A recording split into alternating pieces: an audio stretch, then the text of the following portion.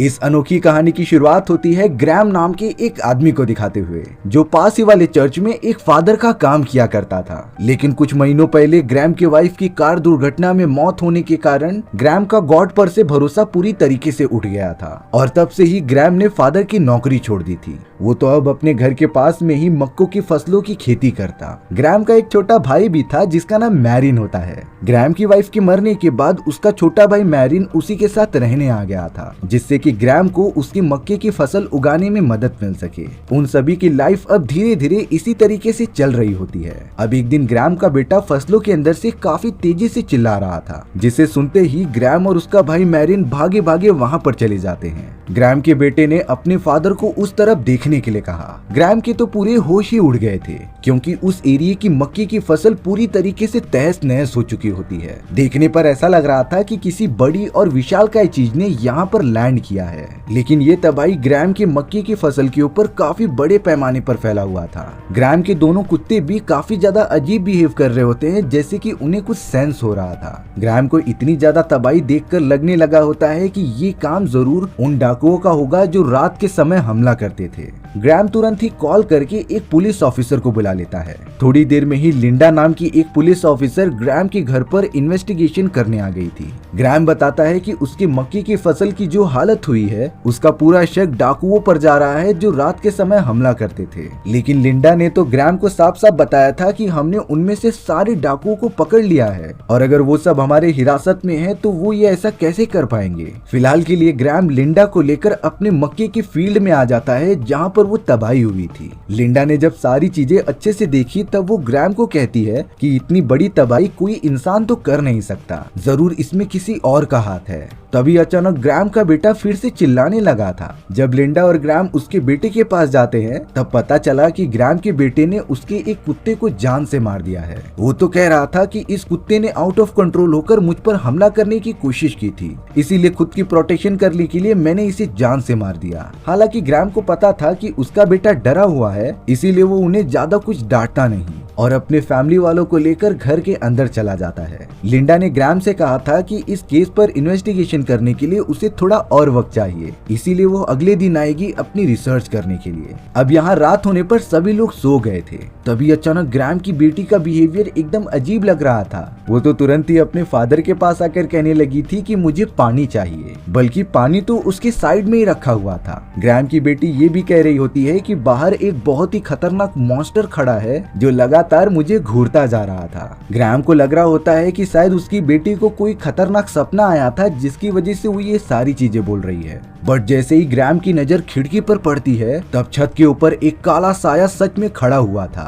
Graeme जल्द से जल्द जाकर अपनी छोटे भाई मैरिन को ये सारी बातें बताता है। ग्रैम को तो अभी भी यही लग रहा था कि ये सब उस डाकू का किया धरा है जो हमें आकर परेशान कर रहा था। इसीलिए अब ग्रैम और उसका छोटा भाई मैरिन सारे दरवाजे बंद करके बाहर आ जाते हैं। बट घर के चारों तरफ चक्कर लगाने के बाद भी उन्हें वो काला साया दिखाई नहीं देता। दोनों को बिल्कुल भी नहीं समझ में आ रहा था कि आखिर वो इतनी जल्दी गायब कैसे हो सकता है। तभी अचानक पीछे से झूले की हिलने की आवाज आई। जो भी चीज वहाँ पर अभी बैठी थी वो लगातार मक्की के खेत में भागने लग जाती है, यानी कि वो वही काला साया था जो ग्रैम और उसके भाई के आंखों के सामने भाग चुका होता है। अब अगले दिन लिंडा वापस आ गई थी सभी का बयान लेने के लिए। हालांकि ग्रैम और उसके भाई मैरिन ने कल रात को उस काले साए की थोड़ी सी झलक देखी थी, लेकिन वो आकृति किस तरीके से दिख रही थी इस बारे में वो दोनों बता ही नहीं पाते। लिंडा भी थोड़ी सी कंफ्यूज हो गई थी, क्योंकि बिना सबूत और गवाह के वो कैसे भरोसा कर ले। तभी अचानक हमें टीवी पर कुछ न्यूज दिखाई जाती हैं, जो बात कर रहे थे कि शहर के अलग अलग फसलों के ऊपर अजीब तरीके की आकृतियां बनी हैं और ये आकृति एलियंस के स्पेसशिप की थी। लेकिन कई सारे वैज्ञानिकों में इस बात को प्रूफ करने के लिए डिस्कशन चालू था। सेम ऐसे ही क्रॉप की आकृति ग्रैम की फसल में भी बनी होती है,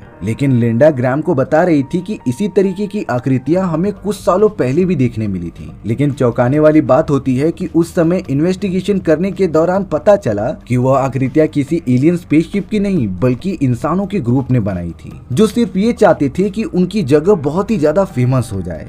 लेकिन लिंडा ने जब ग्रैम की फसल को चेक किया तब ये बाकी सबसे काफी अलग होती है। बट अब लिंडा को अपना कंक्लूजन निकालने के लिए यहाँ पर आकर और भी ज्यादा रिसर्च करनी होगी। अब तो शहर में जगह जगह पे इस बात पर डिस्कशन होने लग जाते हैं कि आखिरकार ये किसी एलियन स्पेसशिप का काम है या फिर किसी संगठन का। किसी को भी श्योरिटी नहीं होती कि ये चीजें कर कौन रहा है। अब ग्रैम यहाँ पर अपनी फैमिली को थोड़ा सा खुश करने के लिए रेस्टोरेंट में लेकर आ जाता है खाना खिलाने के लिए। वो सब अब काफी मजे करते हुए घर की तरफ लौट रहे थे। तभी ग्रैम के बेटे थॉमस के पास एक खिलौने वाला रेडियो होता है जो किसी पास ही के नेटवर्क में कनेक्ट हो सकता था। अचानक थॉमस को रेडियो के अंदर किसी के बात करने की आवाज सुनाई देने लग जाती है। नेटवर्क अच्छा ना होने के कारण वो कार पे चढ़ गया और रेडियो को ऊपर कर दिया। तब जाकर थॉमस को पता चलता है कि पास ही में कोई दो आदमी एक दूसरे से बात कर रहे हैं, लेकिन वो दोनों किसी दूसरी भाषा में कम्युनिकेट कर रहे थे। हालांकि ग्रैम और मैरिन इन सारी बातों को ज्यादा सीरियसली नहीं लेते। कुछ देर बाद तो रेडियो के अंदर से वो आवाज भी आनी बंद हो गई। अब घर पहुंचने पर ग्रैम अपने कुत्ते को खाना खिलाने के लिए बाहर आता है, बट ग्रैम का कुत्ता खेत की तरफ देखकर लगातार भौंकते जा रहा था, जैसे कि वो ग्रैम को इशारा कर रहा हो कि वहाँ पर कोई तो मौजूद है। ग्रैम ने जब फसल की तरफ देखा तब उसे कुछ हिलती हुई चीज दिखाई दे रही थी, इसीलिए अब वो धीरे धीरे फसल के अंदर जाने लगा। तभी अचानक ग्रैम को एक एलियन का पैर दिखाई देता है जो जल्द से जल्द दूसरी तरफ चला गया था। ग्रैम इतना ज्यादा डर जाता है कि वो जल्द से जल्द फसल से बाहर निकला और अपने घर के अंदर बाकी मेंबर्स के पास पहुंच गया।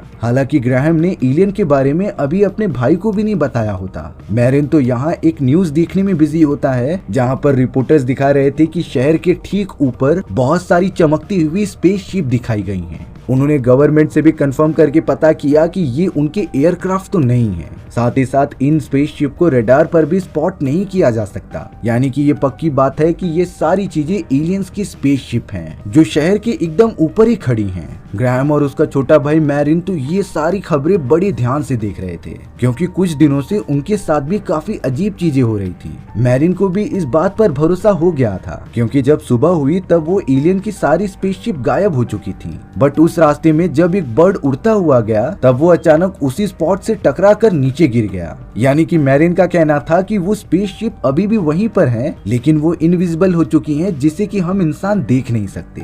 और इन एलियंस ने मिलकर शहर के अलग अलग फसलों के ऊपर जो भी निशान बनाए हैं, ये जरूर बाकी एलियन से कम्युनिकेट करने का एक रास्ता होगा। और इसका मतलब कुछ भी हो सकता है, जैसे कि वो सारे एलियंस मिलकर हम पर हमला करने की कोशिश करने वाले हैं। इस बात को सोचकर ही ग्रैम और उसका भाई काफी ज्यादा डरने लगे थे। लेकिन ग्रैम अपनी बेटी और बेटे को इस बारे में बिल्कुल भी नहीं बताता, क्योंकि वो दोनों तो पहले से ही बहुत ज्यादा डरे हुए थे। अब ग्रैहम के पास वो आदमी आखिरी बार मिलने के लिए आया था जिसने की गलती से ग्रैहम की वाइफ का एक्सीडेंट किया होता है। वो आदमी शहर छोड़कर हमेशा हमेशा के लिए जा रहा था। उसने तो ग्रैहम से माफी भी मांगी कि जो भी हुआ अनजाने में हुआ, बट इन सारी चीजों की वजह से उस आदमी को बहुत ही ज्यादा पश्चाताप होता है। हालांकि ग्रैहम की वाइफ को मरे हुए अब काफी समय हो चुका होता है, इसीलिए उसे पता था कि अब कुछ भी हो जाए उसकी वाइफ तो वापस नहीं आने वाली। ग्रैहम उस आदमी से पूछने लगा कि आखिर तुम शहर छोड़कर कहाँ पर जा रहे हो। तब जाकर उस आदमी ने जवाब दिया कि शायद हम सब यहाँ सुरक्षित नहीं हैं। मैं यहाँ से कहीं नदी के किनारे चले जाऊंगा, क्योंकि फसलों के पास जो भी निशान बने हुए हैं वो नदी के किनारे से काफी दूर थे,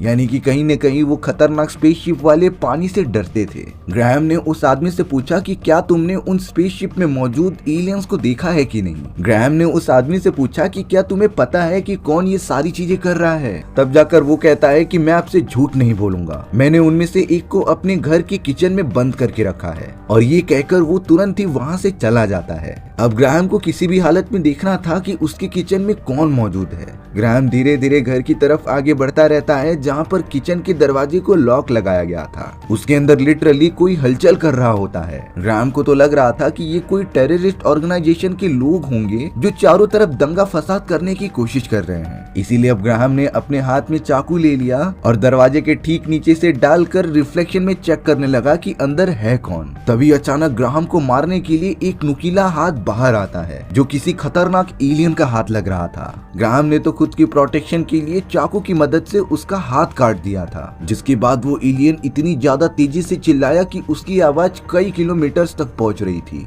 सारे जानवर और पंछी भी वहां से भागने लग जाते हैं। इन सारी चीजों से ग्रैहम इतना तो समझ गया था कि ये कोई इंसान नहीं है। ग्रैहम उस एलियन को उसी तरीके से लॉक छोड़कर अपने घर पर वापस आ जाता है। ग्राहम अपने भाई और बच्चों से कह रहा था कि हमें यहाँ से निकलकर नदी के किनारे पर जाना चाहिए क्योंकि वो जगह पूरी तरीके से सुरक्षित होगी। लेकिन ग्राहम के छोटे भाई मैरिन को यहाँ से जाना ही नहीं था। उसे लग रहा होता है कि हम जब तक घर में हैं तब तक सुरक्षित हैं। तभी ग्राहम ने कहा कि हम वोटिंग सिस्टम के आधार पर डिसाइड करेंगे कि हमें नदी के किनारे जाना चाहिए या फिर घर में रहना चाहिए। ग्राहम ने उन लोगों को हाथ उठाने के लिए कहा जो नदी के किनारे जाना चाहते हैं। उसमें तो सिर्फ ग्राहम और उसकी बेटी ने हाथ उठाया था क्योंकि ग्राहम का छोटा भाई और उसका बेटा नहीं जाना चाहते थे घर को छोड़कर। बाद में तो ग्राहम की बेटी ने भी डरकर घर में ही रुकने का डिसीजन लिया। अब उसके पास और कोई भी ऑप्शन नहीं होता घर में रुकने के लिए, इसीलिए अब ग्राहम ने प्रोटेक्शन के लिए घर के सारे खिड़की दरवाजे बंद कर दिए होते हैं। ग्राहम ने तो उनके ऊपर एक्स्ट्रा लॉक भी लगा दिए थे जिससे कि एलियंस घर में ना घुस सके।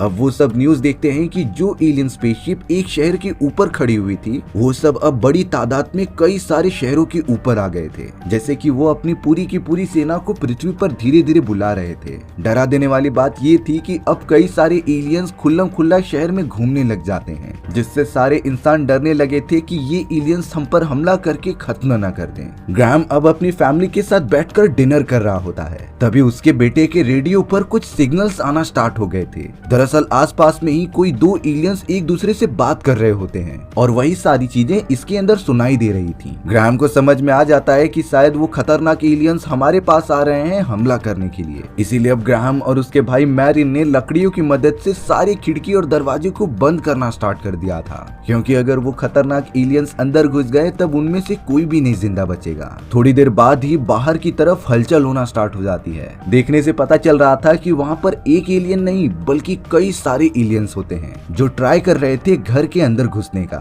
ग्राहम अपने भाई के साथ बच्चों को लेकर जल्द से जल्द बेसमेंट में चला जाता है क्योंकि ग्राहम को वही एक सेफ जगह लग रही थी। ग्राहम और मैरिन ने दरवाजे पर पूरी तरीके से लॉक लगा दिया था और अब वो सब प्रे करने लगे कि वो बच जाएं। अब हमें अचानक दरवाजे के लॉक को दिखाया जाता है जिससे कि बाहर से एलियंस खोलने की कोशिश कर रहे थे। ग्राहम ने तुरंत ही जाकर दरवाजे के लॉक को पकड़ लिया था क्योंकि अगर ये लॉक खुल गया तब वो सारे एलियंस अंदर आ जाएंगे। वो सब तो पूरी कोशिश कर रहे थे अपने फैमिली को बचाने के लिए। तभी उन स्मार्ट एलियंस ने घर की सारी इलेक्ट्रिसिटी काट दी होती है जिससे कि बेसमेंट में कुछ दिखाई नहीं दे रहा था। पर लकीली ग्राहम के बेटे मॉर्गन के पास एक टॉर्च लाइट होती है जिसे जलाकर वो थोड़ी दूर तक तो देख सकते थे। ग्राहम ने नोटिस किया कि वो सारे एलियंस अब बेसमेंट के अंदर आने की कोशिश नहीं कर रहे हैं। दरअसल वो सारे एलियंस तो अब घर के बाहर जाकर जोर जोर से चिल्ला रहे थे, पर ये सारी बातें ग्राहम को समझ में नहीं आती कि वो ऐसा क्यों कर रहे हैं। क्या ये उन सभी का एक प्लान हो सकता है हमारा ध्यान डाइवर्ट करने के लिए? तब जाकर ग्राहम के बेटे मॉर्गन ने बताया कि मैंने कहानियों में पढ़ा है कि ये एलियंस बहुत ही ज्यादा समझदार होते हैं और चाहे कुछ भी हो जाए वो कमरे में घुसने का दूसरा रास्ता निकाल ही लेते थे। ग्राहम को तभी याद आने लगा कि बेसमेंट के अंदर एक छोटी सी ओपनिंग है जहाँ से गरम गरम कोयले अंदर लेकर आए जाते थे। अब इलेक्ट्रिसिटी ना होने के कारण ग्राहम टॉर्च लेकर उस कोयले की ओपनिंग को ढूंढने लगा। बहुत ज्यादा मुश्किलें झेलने के बाद ग्राहम को आखिरकार वो कोयले की ओपनिंग मिल ही जाती है। मॉर्गन भी ठीक कोयले की ओपनिंग के सामने ही खड़ा था। तभी अचानक उसके अंदर से एक खतरनाक एलियन का हाथ बाहर निकलता है और उसने तो मॉर्गन को भी पकड़ लिया था। ग्राहम और मैरिन जल्द से जल्द जाकर मॉर्गन को छुड़ाने लगे क्योंकि वो खतरनाक एलियंस मॉर्गन को डैमेज पहुंचा सकते थे। ग्राहम अपने बेटे को तुरंत छुड़ा लेता है और मैरिन तो कोयले की ओपनिंग को जल्द से जल्द बंद करने में लग जाता है जिससे कि वो खतरनाक एलियंस अब अंदर ना आ सके। इन सारी चीजों से ग्राहम का बेटा बहुत ही ज्यादा डर गया था। उसे तो अस्थमा होता है इसीलिए उसकी सांस भी फूल रही थी। तब जाकर ग्राहम को याद आता है कि मॉर्गन का अस्थमा वाला किट तो बाहर ही रखा था, तो फिर आखिरकार वो अपने बेटे को ठीक कैसे करेगा। यहाँ पर ग्राहम अपने बेटे मॉर्गन को सराहना देने लगता है कि तुम्हें कुछ भी नहीं होगा। ग्राहम तो उल्टा गॉड को ही दोष देने लगा था कि आप मेरे साथ ऐसा क्यों कर रहे हो। मैंने आपका हमेशा ध्यान किया है लेकिन आप मेरे साथ बुरा ही कर रहे हो। पहले मेरी वाइफ और अब मेरे बच्चे। ये सारी बातें सुनने के बाद मॉर्गन को थोड़ी सी राहत मिलती है और वो वहीं पर बेहोश होके सो जाता है। अब वो एलियंस भी अंदर आने की ज्यादा कोशिश भी नहीं कर रहे थे। बेसमेंट में इतनी देर तक रहने के कारण ग्राहम और मैरिन को भी नींद आ जाती है। कई घंटों बाद जब ग्राहम की आंख खुली तब वो सभी को उठा देता है ग्राहम को समझ में ही नहीं आ रहा था कि आखिर वो सब कितने देर से सोए थे। मैरिन बताता है कि हमें लगभग 15 से 20 घंटे हो चुके हैं। दरअसल ये सारी चीजें उन एलियंस ने ही की थी। उन लोगों ने चारों तरफ एक ऐसी गैस फैला दी होती है जिससे कि सारे इंसान सो जाएंगे। बट अब ग्राहम को वो सारे एलियंस घर के बाहर महसूस नहीं हो रहे होते। ग्राहम और मैरिन ने उस रेडियो पर एक न्यूज सुनी जिसमें बताया जा रहा था कि वो सारे एलियंस पृथ्वी पर कब्जा करने के लिए नहीं बल्कि हम इंसानों को खाकर अपनी भूख मिटाने आए थे। लेकिन खुशी की बात होती है कि अब वो सारे एलियंस वापस जा चुके हैं। उन खतरनाक एलियंस ने जहरीली गैसेस छोड़कर कई सारे लोगों को मौत की घाट उतार दिया। लेकिन अब कोई भी एलियन की स्पेसशिप दिखाई नहीं दे रही है जो यहाँ से जा चुके हैं। बट मैरिन को कहीं न कहीं शक हो रहा था कि जो एलियंस घायल हो चुके हैं वो अभी भी पृथ्वी पर कहीं न कहीं छुपे होंगे, इसीलिए उन्हें अभी भी सावधान रहना है। मैरिन अपने बड़े भाई ग्राहम से कह रहा था कि जिस तरीके से आप थोड़ा लाचार हो गए थे वैसा मैं आपको बिल्कुल भी नहीं देखना चाहता हूँ, क्योंकि मैरिन अपने बड़े भाई को आइडल मानता था और उन्हीं के जैसा बनना चाहता था। इसीलिए अब अपने बड़े भाई ग्राहम को हिम्मत देते हुए वो सब बेसमेंट से आखिरकार बाहर निकल जाते हैं। ग्राहम जल्द से जल्द अपने बेटे को इंजेक्शन देने की तैयारी कर रहा था जिससे कि वो होश में आ जाए। न्यूज देखकर उन लोगों ने फिर से कंफर्म कर लिया था कि वो एलियंस यहाँ से जा चुके हैं। अब मॉर्गन का दिल बहलाने के लिए ग्राहम उसके लिए एक बड़ी सी टीवी लेकर आता है और ये टीवी मैरिन के रूम में रखी गई थी। ग्राहम टीवी को लगातार खींच कर लेकर आ ही रहा था, तभी उसे स्क्रीन पर किसी अनजान आदमी की परछाई दिखाई देती है। जब मैरिन और ग्राहम ने पीछे मुड़कर देखा तब उनके घर में एक खतरनाक एलियन मौजूद होता है। उस एलियन ने तो ग्राहम के बेटे मॉर्गन को अपने हाथ में पकड़ लिया था। ग्राहम को कुछ नहीं समझता कि वो इस कंडीशन में क्या करे। ग्राहम को ये सब देखकर वो पल याद आने लगता है जब उसकी वाइफ का एक्सीडेंट हुआ था और वो मरने वाली थी। ग्राहम की वाइफ ने मरते मरते कहा होता है कि प्लीज मेरे बेटे बेटियों का ख्याल रखना, उनके बचपन में मेरी कमी महसूस मत होने देना। बट अब ग्राहम पूरी तरीके से डर जाता है कि जिस तरीके से उसकी वाइफ गई वो अपने बेटे को नहीं खोना चाहता था। इसीलिए अब ग्राहम ने डिसाइड किया कि चाहे उसकी जान भी चली जाए वो अपने बेटे को बचा कर ही रहेगा। ग्राहम ने अपने छोटे भाई मैरिन को कह दिया था कि साइड में एक बेसबॉल बैट रखा हुआ है, तुम उसे उठाकर जितना जोर हो सके उस एलियन पर प्रहार करना। वो एलियन तो अब अपने हाथ में से एक गैस निकालता है जो कि मॉर्गन के मुंह के ऊपर मारने लगा था। ये एक जहरीली गैस होती है जिससे कि इंसान मर जाते थे। इतनी खतरनाक चीजें देखकर ग्राहम की बेटी जोर से चिल्लाने लगी थी जिससे कि उस एलियन का ध्यान ग्राहम की बेटी पर डाइवर्ट हो जाता है। और तभी एक अच्छा मौका देखकर मैरिन ने बेसबॉल बैट की मदद से एलियन को मारना स्टार्ट कर दिया था। ग्राहम जल्द से जल्द जाकर अपनी बेटी और बेटे को बचाता है।